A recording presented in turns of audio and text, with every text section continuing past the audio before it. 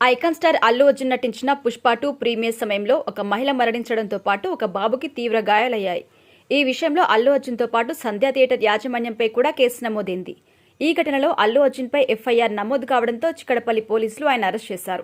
బిజీగా గడుపుతున్న లైఫ్ లో చిన్న బ్రేక్ తీసుకుని ఫ్యామిలీ మరియు ఫ్రెండ్స్ తో ఎంజాయ్ చేయాలి అనుకుంటున్నారా? అయితే వెంటనే ఆర్మీ వెకేషన్స్ ప్రైవేట్ లిమిటెడ్ ని సంప్రదించండి. వీరి దగ్గర సరికొత్త ఆఫర్స్ మరియు స్పెషల్ ప్యాకేజెస్ ఉన్నాయి. మరిన్ని డీటెయిల్స్ కోసం సంప్రదించండి 7997979960 అలాగే 61. సీఎం రేవంత్ రెడ్డి అసెంబ్లీ సాక్షిగా అల్లు అర్జున్తో పాటు తెలుగు సినిమా ఇండస్ట్రీ పెద్దలపై విమర్శలు కూడా గుప్పించారు.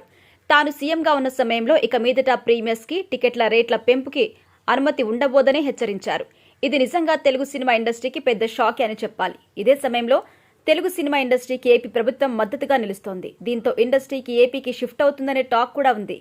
AP deputy CM Pawan Kalyan సైతం సినిమా ఇండస్ట్రీ ఏపీకి తరలి రావాలని కోరారు. తాజాగా దీనిపై నిర్మాత నాగవంశి కూడా స్పందించారు. బాలకృష్ణ నటించిన డాకు మహారాజ్ సినిమా సంక్రాంతికి విడుదల కాబోతుంది. ఈ సందర్భంగా ఏర్పాటు చేసిన మీడియా సమావేశంలో నిర్మాత నాగవంశి కీలక వ్యాఖ్యలు చేశారు. సినీ ఇండస్ట్రీ ఏపీకి వెళ్తుందనే ప్రచారం కరెక్ట్ కాదు. నేనిక్కడ డబ్బులు పెట్టి ఇల్లు కట్టుకున్నాను. ఇప్పుడు ఏపీకి వెళ్ళి ఏం చేస్తానని ప్రశ్నించారు.